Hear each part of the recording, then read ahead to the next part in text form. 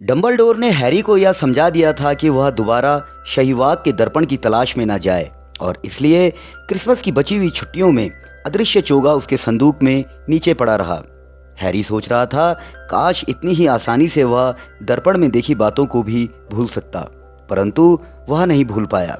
उसे बुरे सपने आना शुरू हो गए जिनमें वह बार बार देखता था कि उसके माता पिता हरी रोशनी के धमाके में गायब हो रहे हैं, जबकि कोई आदमी तेज आवाज में हंस रहा है।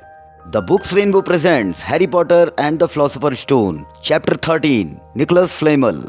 जब हैरी ने रॉन को इन सपनों के बारे में बताया तो उसने कहा, देखा, डंबलडोर सही कहते थे, वह दर्पण किसी को भी पागल कर सकता है। उन्हें अब यह उम्मीद नहीं थी कि वे लाइब्रेरी की किसी किताब में फ्लेमेल का नाम खोज पाएंगे। वैसे हैरी को अब भी यकीन था कि उसने यह नाम कहीं पर पढ़ा था। एक बार स्कूल शुरू हो गए तो वे ब्रेक के दौरान 10 मिनट तक किताबें छानने के काम में फिर से जुट गए। हैरी ने अपने दुशाले की जेब टटोली और चॉकलेट का एक मेंढक निकाला। उसने उसे नेविल को दिया। मेंढक का कवर हटाते हुए नेविल के होंठों पर एक हल्की मुस्कान आई। धन्यवाद हैरी। क्या तुम्हें कार्ड चाहिए? तुम कार्ड इकट्ठे करते हो, है ना? जब नेविल चला गया तो हैरी ने मशहूर जादूगर के कार्ड की तरफ देखा। एक बार फिर डंबलडोर, उसने कहा। पहली बार भी मुझे वही मिले थे। उसने सांस अंदर की तरफ खींची और कार्ड को पलटकर देखा। फिर उसने रॉन और हरमाइनी की तरफ देखा। मुझे मिल गया, वह फुसफुसाया। मुझे फ्लेमेल मिल गया। मैंने तुम लोगों से कहा था ना कि मैंने उसका नाम पहले कहीं पढ़ा था। मैंने उसका नाम ट्रेन में पढ़ा था जब मैं यहाँ आ रहा था। यह सुनो, प्रोफेसर डंबलडोर खास तौर पर इन चीज़ों के लिए मशहूर हैं। 1945 में शैतानी जादूगर ग्रिंडेलवाल्ड को हराने के लिए, ड्रैगन के खून के 12 प्रयोगों की खोज के लिए और अपने पार्टनर निकोलस फ्लेमल के साथ रसायन शास्त्र पर किए गए काम के लिए। हरमाइनी एकदम उछल पड़ी। यहीं रुको, उसने कहा और वह सीढ़ियों पर कूदती हुई लड़कियों की कमरे की तरफ भागी। हैरी और रॉन को बस इतना ही मौका मिला कि वे एक दूसरे को रहस्य में निगाहों से देख सकें और इतने में ही हरमाइनी दौड़ लगाकर वापस आ गई। उसके हाथ में एक भारी भरकम पुरानी किताब थी। मैंने कभी इसमें देखने के बारे में तो सोचा ही नहीं, वह रोमांचित स्वर में फुसफुसा रही थी। मैंने यह किताब कई सप्ताह पहले लाइब्रेरी से दिल बहलाने के लिए ली थी। दिल बहलाने के लिए? रॉन ने कहा, परंतु हरमाइनी ने उसे तब तक चुप रहने को कहा जब तक वह किताब में कुछ खोज न ले। इसके बाद उसने किताब के पन्ने तेजी से पलटाए और वह अपने आप से बोलते हुए बड़बड़ाती जा रही थी। आखिरकार उसे वह मिल ही गया जिसकी वह तलाश कर रही थी। मैं जानती थी, निकोलस फ्लेमल, वह नाटकीय अंदाज में बोली, के पास पारस पत्थर है। क्या? हैरी और रॉन ने कहा। क्या तुम दोनों को पढ़ना नहीं आता? देखो और इसे पढ़ो यहाँ। उसने उन दोनों की तरफ किताब सरका दी और हैरी और रॉन ने पढ़ा।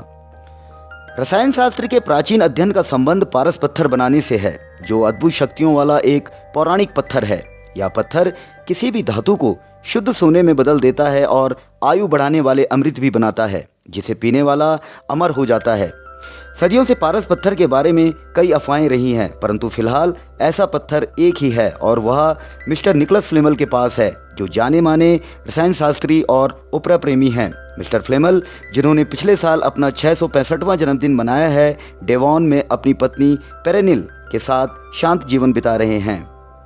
देखा? हैरी और रॉन के पढ़ने के बाद हरमाइनी ने कहा, कुत्ता फ्लेमल के पारस पत्थर की रखवाली कर रहा होगा। मैं शर्त लगाती हूँ कि फ्लेमल ने डंबलडोर से उसे सुरक्षित रखने के लिए कहा होगा, क्योंकि वे दोनों दोस्त हैं और वह जानता था कोई इसके पीछे पड़ा था, इसलिए वह पत्थर को ग्रिंगॉट से निकलवाना चाहता था। एक पत्थर जो सोना बनाता है और आपको कभी मरने नहीं देता, हैरी ने कहा। कोई हैरानी नहीं कि स्नेप इसके पीछे पड़ा है। हर कोई चाहेगा कि ऐसा पत्थर उसके पास हो।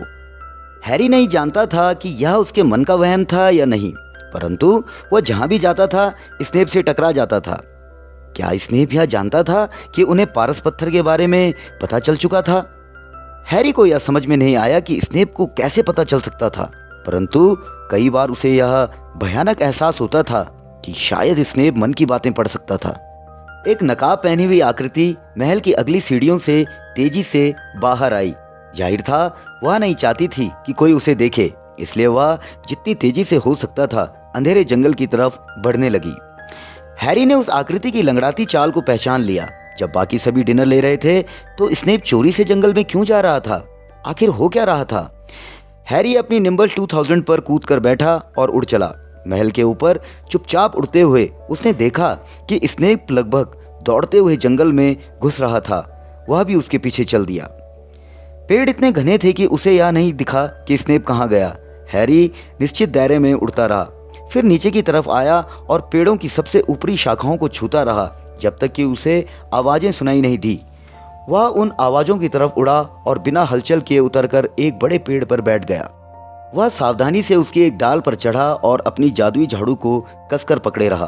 वह पत्तियों के बीच से देखने की कोशिश कर रहा था। नीचे छायादार खुली जगह में स्नेप खड़ा था, परंतु वह अकेला नहीं था। कुरिल भी वहां पर था। हैरी कुरिल के चेहरे के भाव को तो नहीं देख सकता था, परंतु वह पहले से भी बुरी तरह हकला रहा था। हैरी ने यह सुनने के लिए अपनी सारी शक्ति लगा दी कि उनमें क्या बातें हो रही थी। नहीं जानता कि आप मुझसे यहाँ क्यों मिलना चाहते थे मिस्टर स्नेप।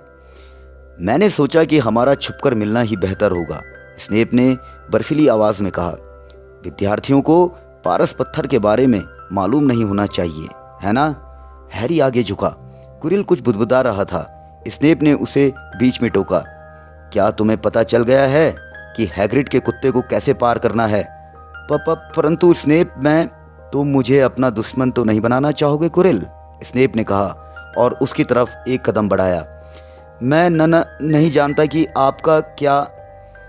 तुम बहुत अच्छी तरह जानते हो कि मेरा क्या मतलब है, स्नेप कह रहा था। तुम्हारा तंत्र मंत्र मैं इंतज़ार कर रहा हूँ।